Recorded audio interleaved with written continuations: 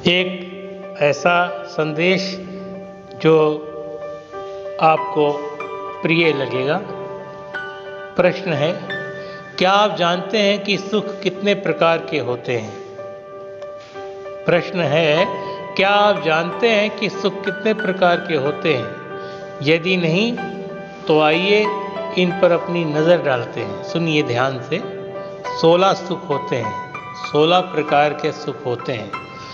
पहला सुख निरोगी काया, दूजा सुख घर में हो माया, तीजा सुख कुलवंती नारी, चौथा सुख सुत आज्ञाकारी, पांचवा सुख सदन हो अपना, छठा सुख सिर कोई ऋण ना, सातवां सुख चले व्यापारा, आठवां सुख हो सबका प्यारा, नौवां सुख भाई और बहन हो, 10वां सुख ना बैरी सज्जन हो, 11वां मित्र हितैषी सच्चा, 12वां सुख पड़ोसी अच्छा, 13वां सुख उत्तम हो शिक्षा, 14वां सुख सद्गुरु से दीक्षा, 15वां सुख हो साधु समागम, 16वां सुख संतोष बसे मन।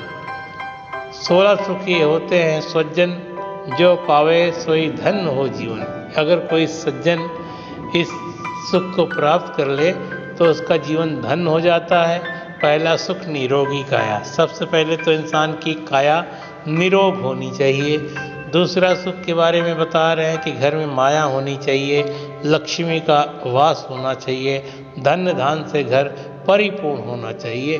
तीसरा सुख कह रहे हैं कुलवंती नारी होनी चाहिए, जिसका आचरण अच्छा हो उसको कुलवंती नारी कहते हैं। अगर आपके घर में कुलवंती नारी है, आचरण वाली स्त्री है, तो ये तीसरा सुख आपके लिए है। चौथा सुख कह रहे हैं सुख आज्ञाकारी होना चाहिए। सुख माने पुत्र होता है, सन होता है, तो जो लड़का होता है वो आपका आज्ञाकारी होना चाहिए। और पांचवें सुख के बारे में बता रहे हैं कि उसका अपना घर होना चाहिए, अपना सदन होना चाहिए, ना कि किराए का मकान। आप भली बात ही जानते हैं कि किराए के मकान में कितना कुछ सहना पड़ता है। आगे बता रहे हैं कि जो छठा सुख होता है, सिर पे कोई ऋण नहीं होना चाहिए, कर्ज नहीं होना चाहिए। और कर्ज ऋण जो होता है ये इंसान को हमेशा दुखी और परेशान ही करता है। इसलिए अगर छठा सुख चाहते हैं तो ऋण से बच के रहें। सातवां सुख जो कह रहे हैं कि व्यापार जो है भी है आपका वो अच्छा चलना चाहिए। अगर व्यापार अच्छा चल रहा है तो खान पान रहन सहन सब कुछ अच्छा होगा। आगे समझा रहे हैं आठवां सुख हो सबका प्यारा।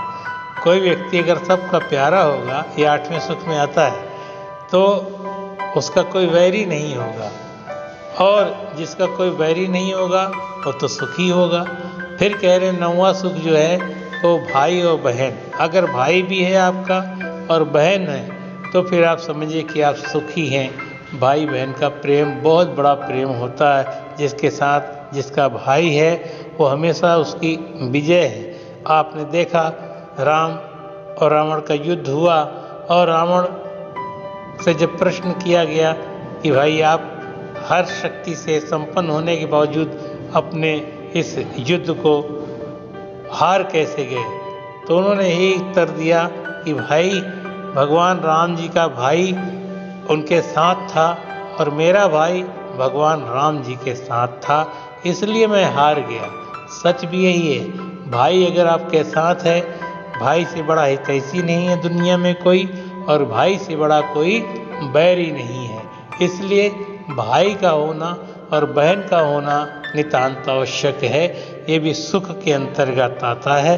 और बहन हर हाल में अपने भाई को प्यार करती है, ये भी सच है। 10वां सुख कह रहे हैं कि वैरी सज्जन हो। 10वां सुख ना वैरी सज्जन हो, कोई वैरी नहीं होना चाहिए। वैर रखने वाला अगर आपका है तो समझिए आप सुखी नहीं हैं। 11वां मित्र हितैषी सच्चा। जो मित्र होता है वो सच्चा हितैषी होता है, इसलिए मित्र भी हमेशा अच्छा ही होना चाहिए। मित्र कृष्ण की तरह होना चाहिए। सुदामा का मित्र कितना कुछ किया कृष्ण भगवान जी ने अपने सुदामा के लिए। तो मित्र सच्चा सिर्फ कृष्ण जैसा ही हो सकता है, जो एक दीनहीन दरिद्र व्यक्ति को भी अपने मित्र को सच्चा सहारा देता है। इसलिए मित्र अच्छा होना चाहिए, हितैषी होना चाहिए। 12वां सुख पड़ोसी अच्छा। अगर आपका पड़ोसी अच्छा है, पड़ोसी से आपका प्रेम है, पड़ोसी से आपकी बनती है, तो ये भी एक बेहद सुख वाला क्षण होगा। अगर आपका पड़ोसी आपसे नहीं संबंध रखता या आपका एक नुकसान पहुंचाने, अहित करने वाला है, तो आपके लिए नुकसान का कारण निरंतर बना रहेगा। आपकी चैन की नींद खराब हो जाएगी। इसलिए पड़ोसी का अच्छा होना बहुत ज़रूरी है। ये 12वां सुख है। 13वां सुख के बारे में कह रहे हैं उत्तम हो शिक्षा, एजुकेशन, शिक्षा की महत्ता के बारे में कह रहे हैं। अगर आप शिक्षित हैं तो फिर बहुत कुछ प्राप्त कर सकते हैं। कहा है किसी ने, शिक्षित समाज उन्नति समाज। अगर आप चाहते हैं कि आपकी उन्नति हो तो आपको शिक्षित होना बहुत ज़रूरी है।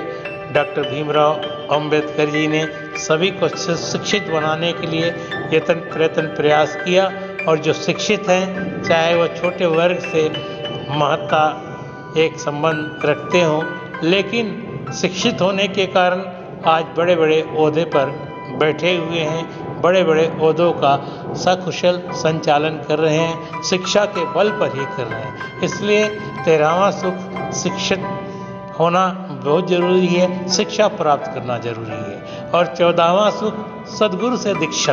कह रहे हैं जो 14वां सुख है सद्गुरु से दीक्षा। अगर सद्गुरु से दीक्षा प्राप्त कर ली, और सद्गुरु की दीक्षा क्या होती है? सद्गुरु की दीक्षा होती पारब्रह्म परमात्मा ईश्वर से जोड़ देना। और जो भक्त प्रभु परमात्मा ईश्वर से जुड़ जाता है, उसकी अवस्था कुछ और बन जाती है, और ये काम केवल केवल केवल सद्गुरु के द्वारा ही संपन्न हो जाता है। इसलिए सद्गुरु की दीक्षा जीवन में होना बहुत ज़रूरी है। ये 14वां सुख है। आगे भी समझा रहे हैं, कह रहे हैं 15वां सुख हो साधु समागम। ये 15वां सुख कि संत समागम साधु का होना चाहिए। अगर साधु का संत समागम आपको निरंतर मिलता है तो समझिए आपका 15वां सुख है आपके जीवन में, और ये भी आपके लिए बहुत कुछ अच्छा दे सकता है, अच्छा कर सकता है। तो आगे आखिरी में समझा रहे हैं कि 16वां सुख संतोष बसे मन। कह रहे हैं कि 16वां सुख है संतोष मन में बसना चाहिए, और संतोष से बड़ा कोई धन नहीं है। कहा है गोधन गज धन बाज धन और रतन धन खान, जब आवे संतोष धन सब धन धूर समान।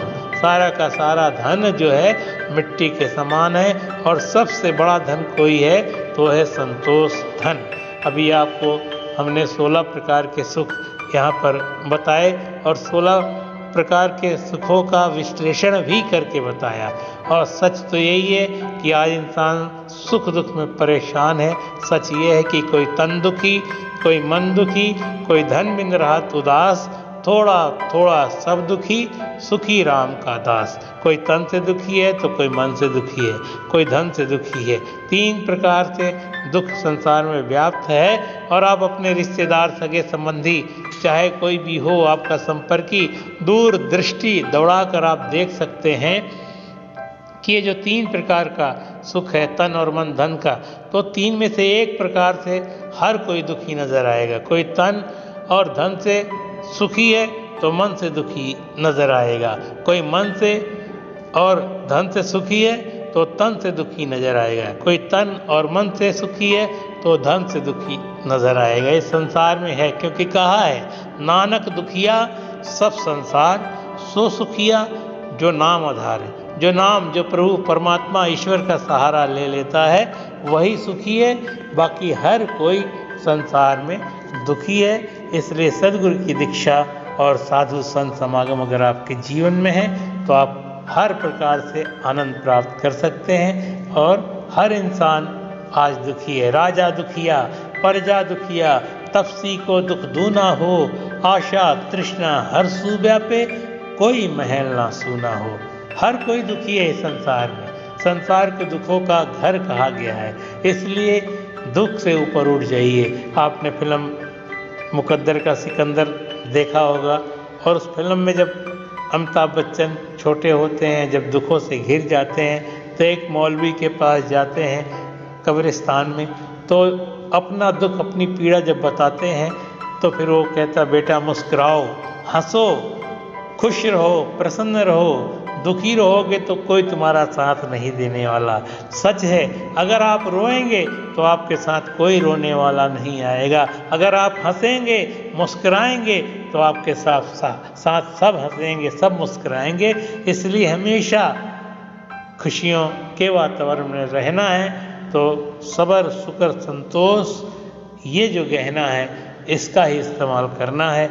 और जो सब्र, शुक्र, संतोष में रहते हैं वो हर प्रकार से आनंद की अवस्था में पहुंच जाते हैं। संसार में सुख और दुख हर कोई प्राप्त कर लेता है। सुख का विलोम दुख है, दुख का विलोम सुख है, लेकिन आनंद का विलोम दुनिया में नहीं बना है। और आनंद सिर्फ पारब्रह्म परमात्मा ईश्वर निराकार सर्वशक्तिमान प्रभु परमात्मा से जुड़ने के बाद ही प्राप्त होता है। इसलिए हम वली, पीर, पैगंबर और तारी पुरुषों के संदेश को समझें और जो 16 सुख ऊपर बताए गए हैं, जिनका विश्लेषण दास अजय इलाहाबादी ने किया है, इसको अच्छे से समझें और हो सके तो जिन चीज़ों से बचने के लिए संकेत है उनसे हम बचें, ताकि हमारे जीवन में खुशहाली हो। और अगर हम सुखी रहेंगे तो हम सबको सुख बांट पाएंगे। 4 वेद 6 शास्त्र में बात लिखी है दोए, दुख दिए दुख होत है, सुख दिए सुख होए। तो हमेशा सुख बांटते जाएं, सुख की प्राप्ति होगी, खुशी बांटें, खुशी की प्राप्ति होगी। इसलिए कहा है, भला कर भला होगा, बुरा कर बुरा होगा, नेकी और बदी का बंदे यही फैसला होगा। बुरा कर बुरा होगा, भला कर भला होगा, नेकी और बदी का बंदे यही फैसला होगा। तो इसलिए हमेशा भला करते रहें। भला को उल्टा क्या होता? लाभ। और हर कोई जीवन में लाभ चाहता है। आप भी लाभ चाहते हैं और आप भी लाभ चाहते हैं, इसलिए भला करते जाइए, जीवन में लाभ होगा। जब लाभ होगा हर प्रकार से परिवार का सुख होगा। और इसलिए कहा है, परिवार को हमेशा साथ लेके चलना चाहिए। लेकिन आज इंसान परिवार को ही ठुकरा देता है, परिवार से ही विमुख हो जाता है। इसलिए वली, पीर, पैगंबर और तारी पुरुषों ने कहा है कि अपने परिवार को अपने साथ लेकर चलें।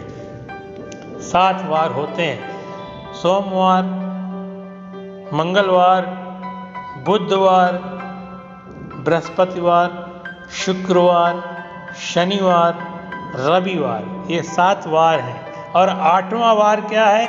परिवार। और इस परिवार को जिसने अपने संभाल लिया, परिवार में जिसने अपने आप को एक तप त्याग करके सुदृढ़ मजबूत कर लिया, तो परिवार का सुख सबसे बड़ा सुख कहा है। इसलिए कहा बाबा नानक देव जी ने, गृहस्थ का मार्ग से ही भक्ति मार्ग होके गुजरता है। इसलिए कहा है, जो गृहस्थ में रहे उदास, कहे नानक मैं ताका दास। बाबा नानक देव जी ने कह दिया, जो गृहस्थ में रहे उदास, कहे नानक मैं ताका दास। अपनी अपनी गृहस्थी को संभालें, अपने अपने गृहस्थी के साथ सुंदर वातावरण बनाकर परिवार में रहें। और परिवार अगर अच्छा होगा तो समाज अच्छा होगा, समाज अच्छा होगा तो देश अच्छा होगा, देश अच्छा होगा तो फिर विश्व अच्छा होगा। और जब विश्व अच्छा होगा तो फिर कहीं वैर नहीं होगा, कहीं तकरार नहीं होगा, कहीं ईर्ष्या नहीं होगी, कहीं नफरत नहीं होगा, कहीं द्वेष नहीं होगा। और इस सारा का सारा संसार सुखी संसार हो जाएगा। इसलिए एक इकाई से अर्थात अपने आप से अपने आप को सुधार कर, अपने आप को सजा संवार निखार कर अपने परिवार की रक्षा सुरक्षा करें, तब हम सब कुछ अच्छा कर सकते हैं। इसलिए जो आपको इस ऑडियो के माध्यम से संदेश दिया जा रहा है, ये संदेश वली, पीर, पैगंबर और तारी पुरुषों की शिक्षा पर आधारित है।